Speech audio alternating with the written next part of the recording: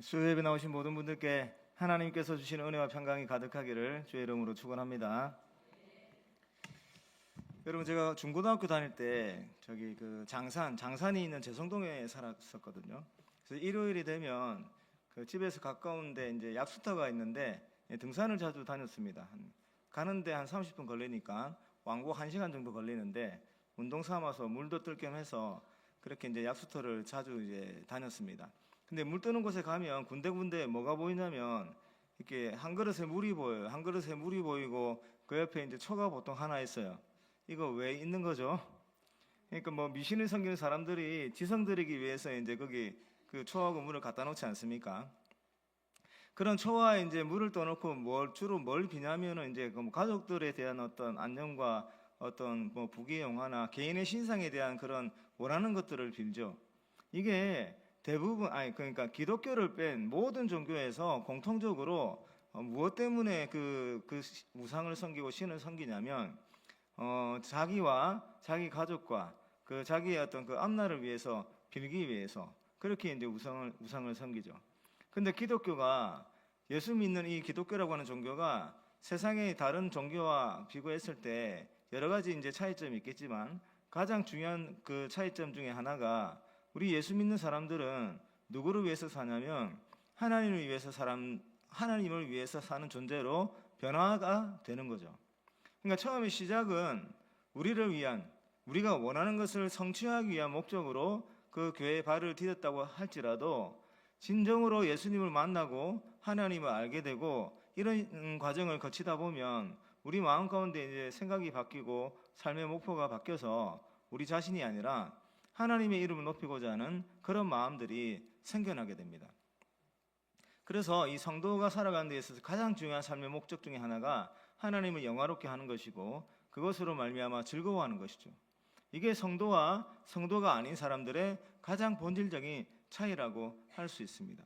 그러니까 우리가 예수를 믿고 신앙이 갈수록 자라나야 되는데 신앙이 갈수록 자라간다고 할 때 두드러진 특징은 뭐냐면 나를 위한 어떤 삶의 목적보다 하나님을 위한 어떤 그런 목적들이 더 많은 비중을 차지하는 쪽으로 변화되는 것이 바로 신앙이 성장하고 자라난다라고 말할 수 있는 것이죠.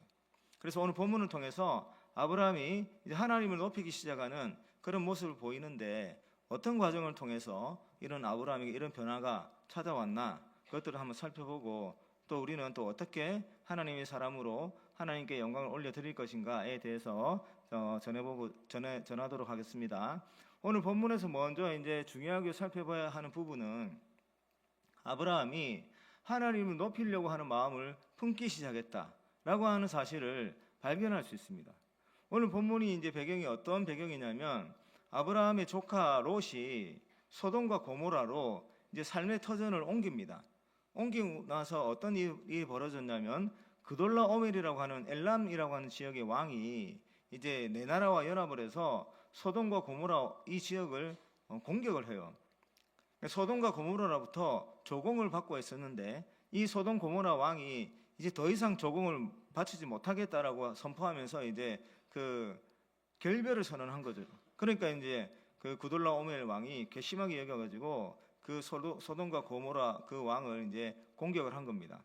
그래서 그곳에서 전투가 벌어졌고 그돌라오멜 왕이 승리를 거두고 그곳에 많은 사람들이 포로로 잡혀가고 가축들을 빼앗기고 그런 상황이 벌어졌는데 포로로 잡혀간 사람 중에 그 소돔 고모라에 살던 롯도 있었던 겁니다. 그러니까 아브라함이 이 소식을 듣고 가서 318명을 데리고 이 그돌라오멜 군대와 전투를 벌여가지고 승리를 거둡니다. 이제 과거 이 고대 근동에서 전쟁이 일어났다. 그래서 승리를 거뒀다 하면 그 이제 전리품을 가지고 오는 거죠. 빼앗겼던 것도 가지고 오는 거고 그곳에 있던 그 군대들이 갖고 있는 어떤 무기도 될 수 있고 가축도 될 수 있고 이런 것을 빼앗아 올 수가 있는 겁니다. 자, 이렇게 해서 이제 승리를 거두고 돌아오는데 그 아브라함이 돌아올 때 두 사람이 아브라함을 마중을 나와요. 한 사람은 멜기세덱, 그 엘람의 그 예루살렘의 왕이라고 하고 그리고 하나님의 큰 제사장이다라고 하는 이 멜기세덱이 나옵니다. 멜기세덱이 나오고 또 다른 한 사람이 누구냐면 소돔 왕이 아브라함을 맞이하러 나온 거예요. 그래서 멜기세덱은 나와가지고 하나님을 이제 찬송하죠. 하나님을 찬송하고 하나님을 향해서 아브라함에게 복을 달라고 아브라함을 축복해줘요. 그러자 이제 아브라함은 그 멜기세덱의 11조를 자기가 가지고 있던 것에 11조를 이제 드리고, 그 다음에 이제 오늘 본문의 이제 이야기인데, 소돔 왕이 이제 아브라함을 영접하러 나왔습니다. 영접하러 와가지고 소돔 왕이 아브라함에게 말하는 게, 사람은 나한테 다시 돌려달라고 합니다. 자기 민족의 사람들은 나한테 주고 내가 빼앗겼던 그 모든 그런 물건들은, 가축들은 당신이 가져도 좋습니다라고 아브라함에게 그렇게 이야기를 했어요. 근데 아브라함이 이 말을 듣고 나서 뭐라고 이제 대답을 했냐면, 여러분 전쟁에서 승리해서 그 가지고 온 재산이 얼마나 많겠습니까? 그거는 합법적으로 아브라함이 가져도 되는 거예요.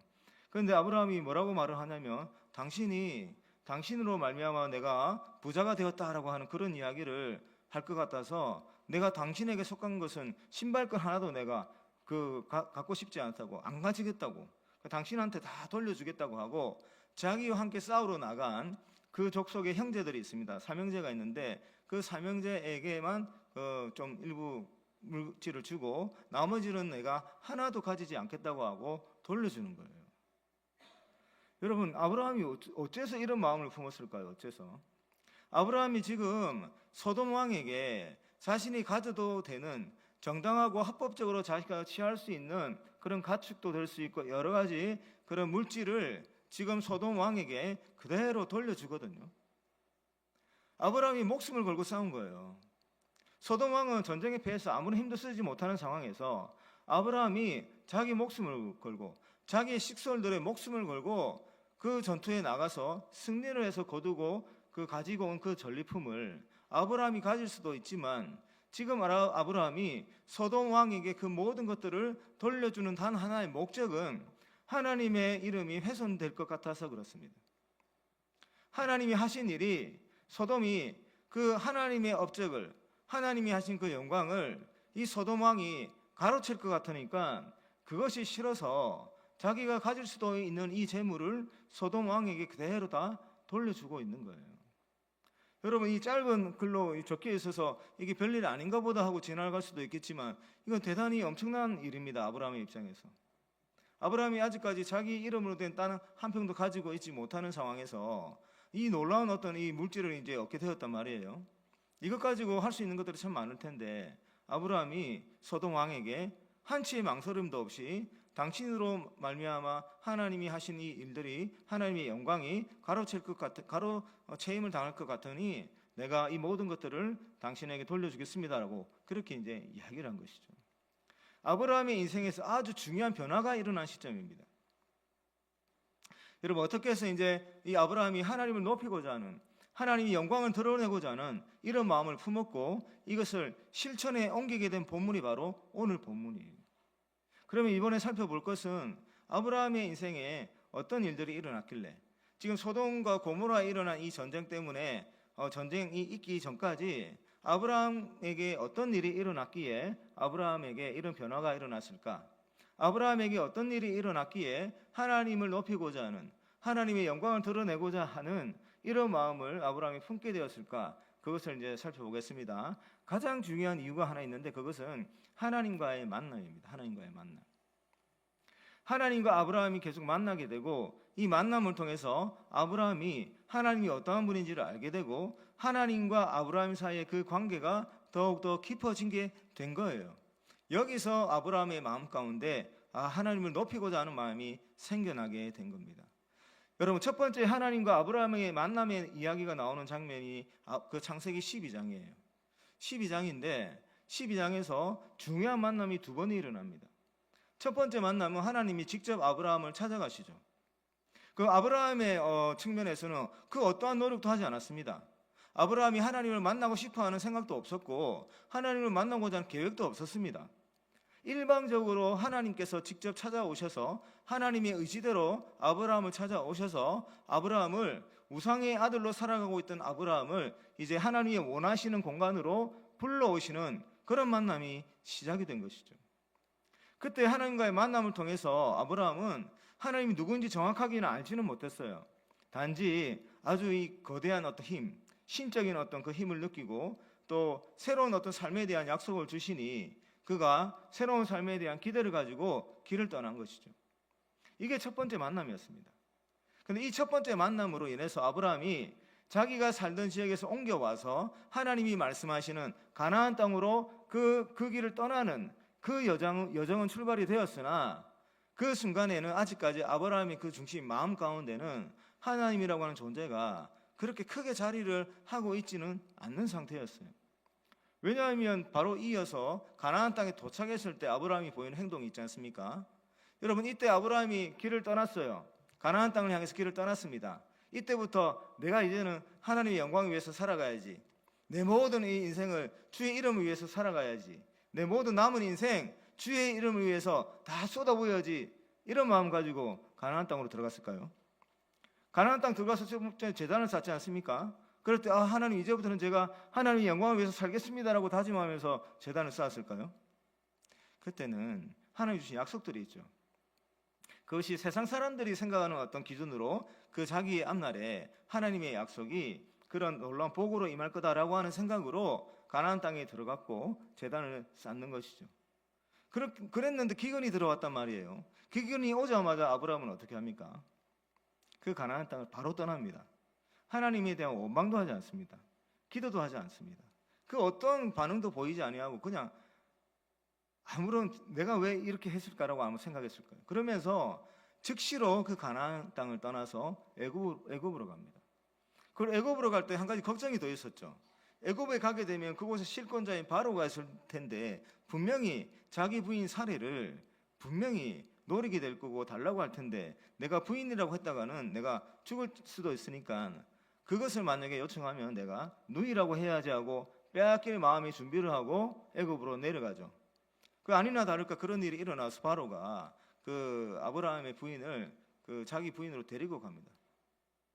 아브라함은 뭐 마음의 준비를 하고 갔기에 그냥 아무런 저항 없이 그 사례를 넘겨줬죠. 여러분, 여기서 아브라함이 가나안 땅을 떠난 거, 그리고 자기 부인을 넘겨준 거, 이건 그냥 어떤 힘이 없는 연약한 자의 태도다라고 생각할 수 있지만 그 중심 가운데 하나님이 없으니 하나님이 하신 약속에서 가장 중요한 게 뭐였습니까? 가나안 땅에 가라라고 하는 거였고 내가 너에게 자손을 많이 주겠다라고 한 약속이었죠. 그 약속이 사례로부터 성취가 될 텐데 지금 이 순간에 아브라함의 중심에는 하나님이 존재하지 않고 하나님의 약속이 별다른 그렇게 비중을 차지 않는 그런 상황이니 그 가나안 땅을 버리는 것이고 그 약속의 핵심인 사례를 넘겨주는 거죠. 이런 상태였습니다. 이런 상태였는데 이제 아브라함의 중요한 변화가 시작되는 두 번째 만남이 바로 하나님께서 아브라함을 어디서 만나주십니까? 애굽에서 만나주시잖아요. 이때도 아브라함이 잘못한 일이에요. 아브라함이 다 실수한 일이에요. 그리고 아브라함이 별다르게 하나님께 구하지도 않았어요. 이때도 하나님이 전적으로 하나님의 뜻에 따라서 하나님 하신 약속을 회복시키기 위해서 하나님의 계획을 성취하기 위해서 하나님께서 그 위기 가운데 찾아가셔서 바로를 제압하십니다. 아브라함 생각에는 지금 이 세상에서 가장 강력한 존재는 바로입니다. 자기 힘으로 도저히 맞설 수 없는 존재가 바로입니다. 그런데 하나님께서 그 어려운 상황에 나타나셔서 도저히 맞서고자 그 용기도 낼 수 없었던 존재인 바로를 하나님이 간단하게 무력화시키는 거예요. 이때 아브라함이 가지고 있던 지식의 체계가 무너집니다. 바로보다 더 강한 존재가 있구나. 나에게 찾아오셔서 나에게 가나안 땅으로 가라고 하셨던 하나님께서 내가 너를 저주하는 자에게 저주를 내리겠고 너를 축복하는 자에게 내가 복을 내리겠다고 하신 그 하나님께서 나에게 많은 자손을 주겠다고 약속하신 그 하나님께서 실제로 바로를 무력화시키는, 바로를 제압하는 그 경험을 하게 되는 거예요. 바로보다 더 큰 하나님을 만나게 된 거예요. 그리고 그 바로의 권세 속에서 재산도 많아지게 지켜주셨고 부인도 다시 찾아주시고 이렇게 된 거예요.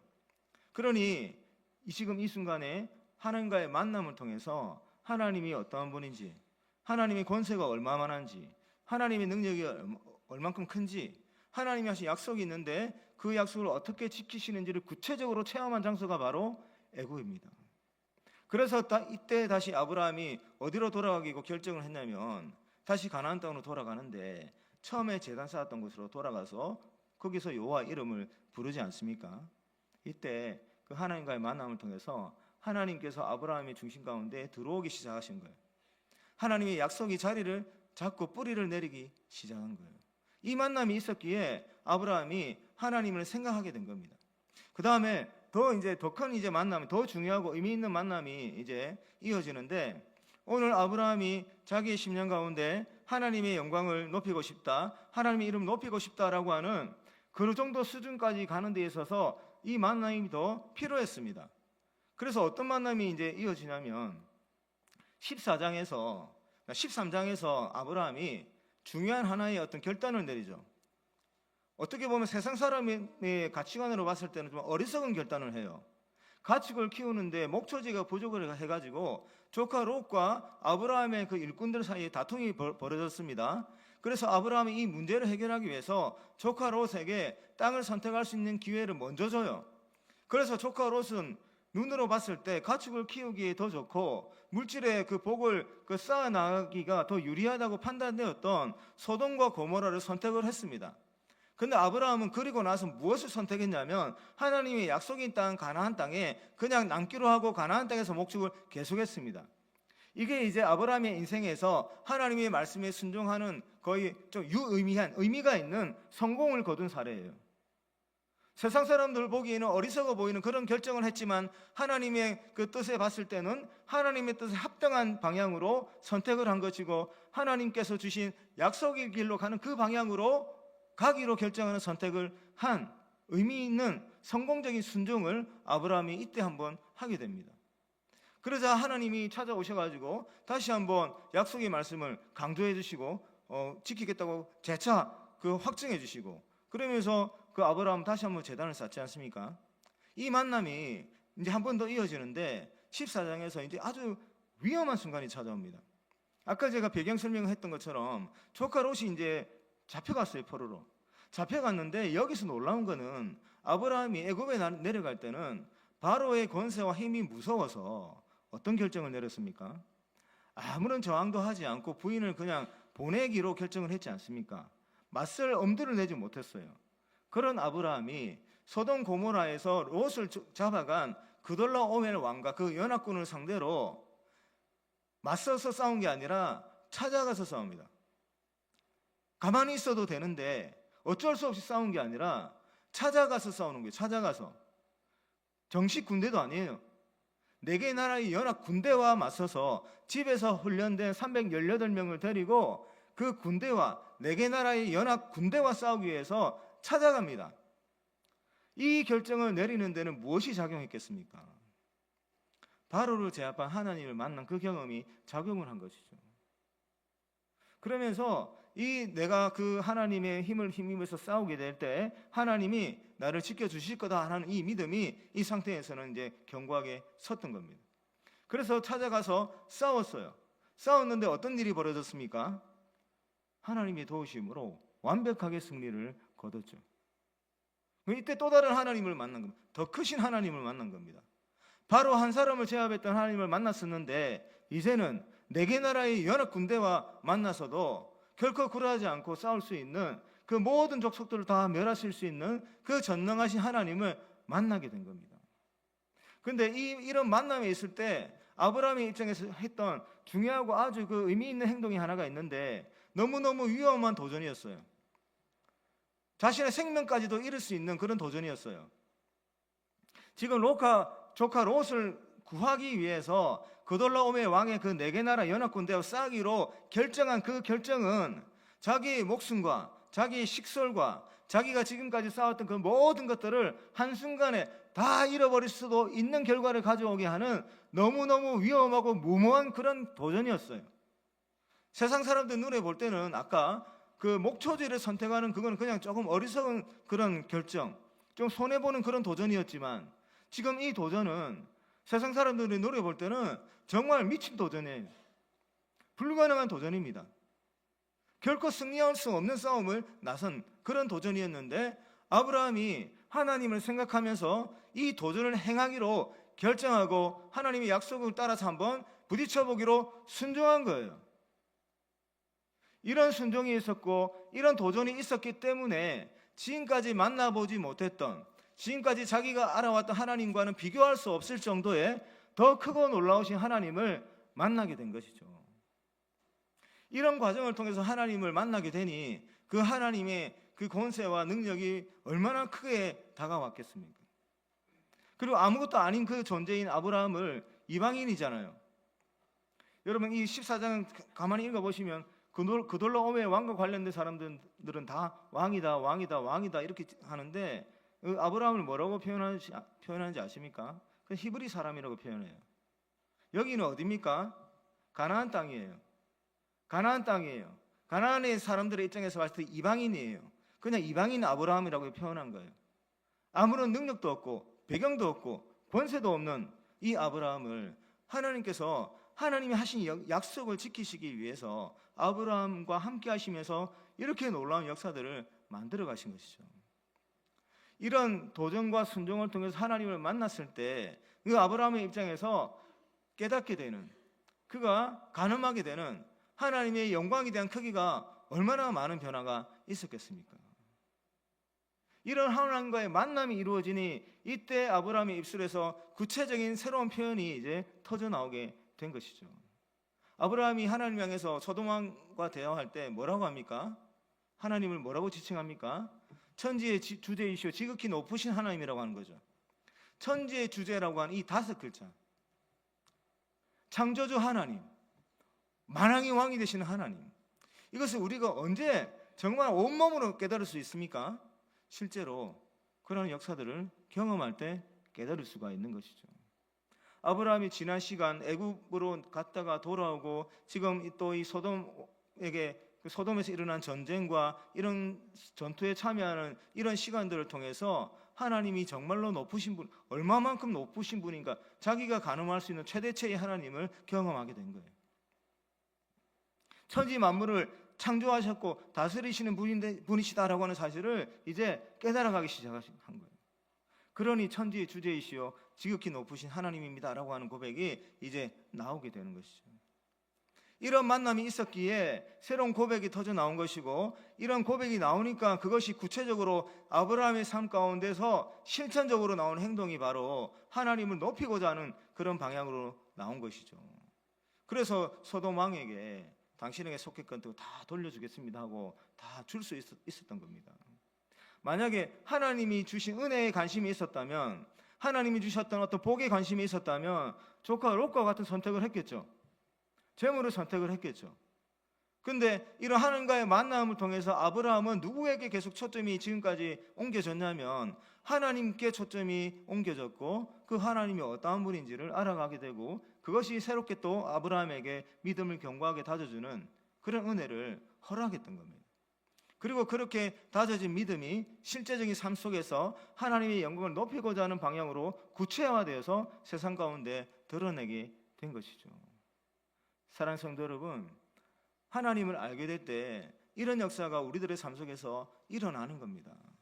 여러분, 우리가 무엇이 옳은 길인지, 무엇이 정말 바른 길인지 잘 알죠. 잘 알아요. 무엇이 옳은 길이고 무엇이 바른 길인지 잘 알지만 우리가 잘 하지 못하는 게 있는데, 사실은 하나님을 잘 몰라서 그렇습니다. 사실은 하나님과 만남이 그 빈도가 약해서 그렇습니다. 10년 전에 만났던 하나님보다 더 큰 하나님을 지금 아직까지 체험해보지 못하니, 그러니 우리가 더 나은 도전을 하지 못하는 거예요. 더 어려운 도전을 못하는 거예요. 더 힘든 결정을 하지 못하는 거예요. 더 의미가 있고 더 가치가 있고 더 하나님의 영광을 드러내는 것이 분명하지만 그 길을 가고자 선택을 하려니 세상 사람들이 볼 때는 너무 어리석인 결정이고, 세상이 볼 때는 너무 위험한 결정이고, 세상이 볼 때는 너무 무모한 도전이기 때문에 우리가 엄두를 내지 못하고 다시 그 발걸음을 걸어가지 못하는 거예요. 근데 못하기 때문에 더 큰 하나님을 만나볼 수가 없는 것이죠. 근데 아브라함은 나중에는 실수도 하지만 지금 이 순간까지는 그 선 한 단계를 돌파를 해가지고 뛰어넘어가지고 더 크고 놀라우신 하나님을 만나게 된 것이죠. 그러면서 하나님의 영광을 드러내고자 하는 마음이 생겨난 겁니다. 우리 성기 모든 성도님들 그 삶 가운데도 하나님과의 만남이 지속적으로 계속해서 이어질 수 있기를 바랍니다. 그 하나님과의 만남을 통해서 하나님이 얼마나 크신 분인지를 깨닫고, 그 하나님이 내게 주신 그 길을 향해서 조금 더 어려운 길로 보일 수도 있고 조금 더 많은 희생이 따를 수도 있지만, 그래도 하나님을 만날 수 있다라고 하는 그 생각을 가지고 그 길을 한번 결정하고 도전해 나갈 수 있기를 바랍니다. 여러분, 제가 그 예전에 그 책을 한 권 읽었는데 P31이라고 하는 책을 읽은 적이 있어요. 이분이 그 하영록, 그 미국에서, 그러니까 12살 때 그 미국으로 이민을 가서 미국에서 이제 공부를 하고 미국에서 이제 건축을 전공하고 건축 회사의 중역으로 28살에 중역이 되셨던 분이에요. 근데 이분이 이제 나중에 이제 그 회사를 창립하고 회사를 하나님 보시기 좋은 그런 회사로 이제 성장시켜 나가면서 나중에는 이제 목회자도 되신 분인데, 그 P31이라고 쓰시는 분이 하형록 회장님이에요. 하형록 목사님이시기도 하세요. 근데 제가 최근에 알았는데 작년 12월 말에 그 하나님의 부르심을 받고 별세하셨더라고요. 그 이분이 이제 일화가 있는데, 이분이 어떻게 하나님을 만나고 하나님의 영광을 위해서 어떻게 살아가는지를 한번 짧게 전해드리고 말씀을 맺겠습니다. 이분이 그 어린 시절 부산 출신입니다. 부산 용호동. 그 아버지께서 용호동 나환자촌이 옛날에 있었잖아요. 거기서 목회를 하시다가 그 선교사님을 한번 만난 적이 있는데, 선교사님 도움으로 우리 이제 하영록 그 회장이 12살 때 미국으로 이민을 가게 돼요. 그리고 이 하영록 목사님이 이제 힘들게 공부를 하다가 28살에 건축회사에 중역이 됩니다. 28살에. 그때 당시 집을 한 6채나 갖게 되었고 많은 것들을 누릴 수가 있었대요. 근데 이제 31살 때 고속도로를 타고 가다가 기절을 하세요. 운전을 하다가. 근데 다행히 그 차가 계속 나갔던 게 아니고 차가 멈춰졌고 목숨은 건졌는데, 그래서 나중에 이제 병원을 갔더니 심장이 다 망가진 거예요. 심장의 근육이 다 죽었대요. 그래서 심장이 제대로 이제 펌프질을 못하는 상태랍니다. 그래서 이제 병원에 입원해서 심장 이식 신청을 하고 이제 대기를 하는 상태인데, 한 달이 지나고 두 달이 지나는데 잘 안 나타나잖아요. 그때 당시에 한 50%가 그렇게 대기하다가 그 죽었다고 합니다. 그리고 그 중에 50% 중에 또 반은 또 나중에 뭐 면역 그 저항이라든지 여러 가지 것들 부작용 때문에 또 목숨을 잃기도 하고, 그렇게 이제 몇 달을 지내는데 하루는 이제 다섯 달이 좀 지났을 때 담당 교수가 와서 이제 웃으면서 이제 이야기를 하더래요. 그래 그분한테 딱 맞는 심장이 왔다고, 건강한 심장이 왔고 사이즈도 적당하고 압력도 맞고, 그래 딱 맞는 심장이 왔대요. 그래서 오늘 밤에 당장 수술할 수 있다, 수술 이제 준비할 거다라고 얘기를 했답니다. 근데 이 의사 선생님이, 교수님이 그냥 지나가는 말로, 그런데 하형록 회장님이니까 미스터 하라고 부르면서 그 옆방에 있는 여자 환자에 대한 이야기를 혹시 들었냐고. 그리고 자기도 들었대요. 헬기 타고 이송을 했는데 이분은 또 이제 심장에 문제가 있어서 이제 입원을 했어요. 근데 이 교수님이 하시는 말씀이, 저 환자는 이틀 안에 수술을 안 받으면 죽는 상태다, 그렇게 말을 했대요. 그런데 또 이제 여러 가지 체크를 또 하시는 말이, 그냥 지나가는 이야기를 했대요. 하는 말이, 그 여자분한테도 오늘 들어온 심장이 딱 맞는 심장이었다고 했대요. 혈액형부터 해서 사이즈라든지 정확하게 일치를 하는 그런 심장이라고 했대요. 그냥 지나가는 말로 했대요.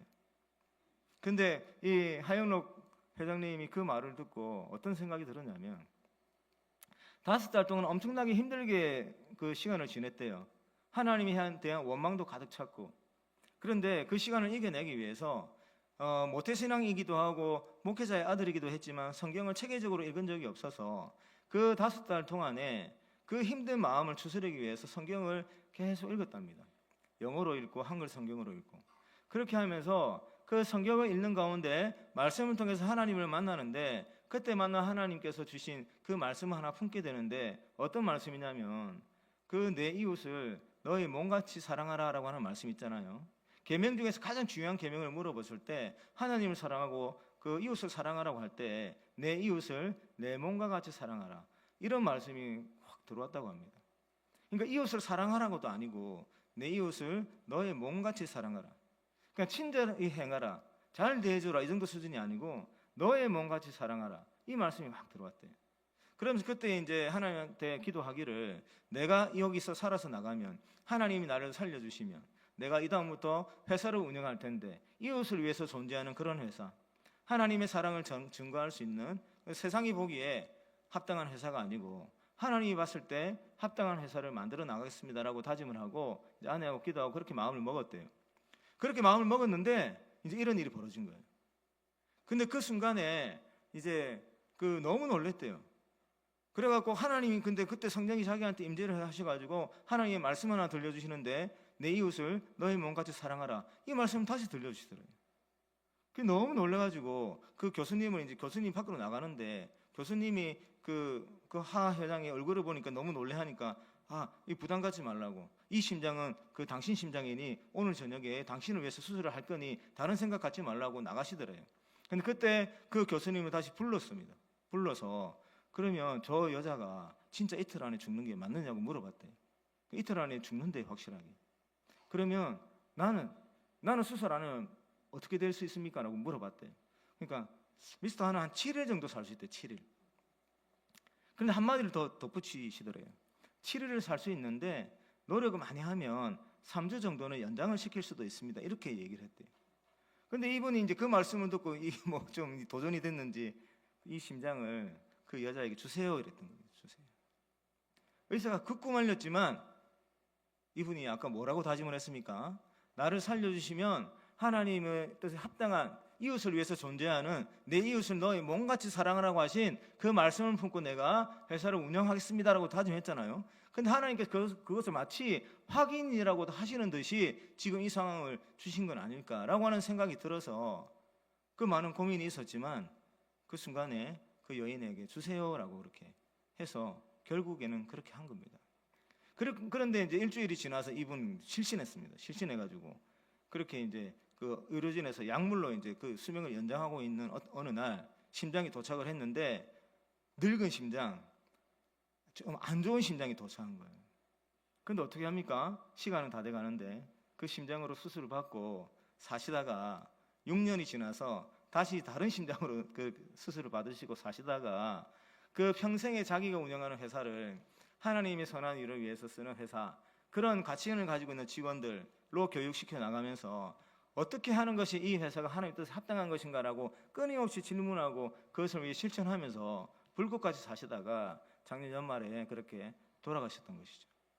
여러분, 이분이 하나님과의 그런 만남이 없었다면, 그렇게 위험해 보이는 도전을 하지 않았다면, 그 이후에 계속 지속되었던 하나님과 더 크고 더 의미 있고 더 존귀했던 그런 만남이 존재를 했겠습니까? 결코 그런 일은 벌어지지 않았겠죠. 이분이 정말 하나님을 만나고 그때 품었던 마음에 순종하고 도전함으로 더 크고 놀라우신 하나님을 만나고 그 만남을 통해서 더 위대하신 어떤 그 일들을 행하면서 살아갈 수가 있었던 것이죠. 우리 새누리교회 성도님들 가운데 이런 역사들이 계속 일어났으면 좋겠습니다. 그래서 하나님을 만나기를 부단히 노력하고 하나님 어떤 감동을 주시며 그 가슴에 품고만 있지 마시고 그것을 구체적으로 한번 도전해 나가고 실천해 나가고 순종할 수 있기를 바랍니다. 그래서 우리 새누리교회 모든 성도님들 통해서 하나님의 영화롭게 하는 일들로 충만하기를 주의 이름으로 축원합니다.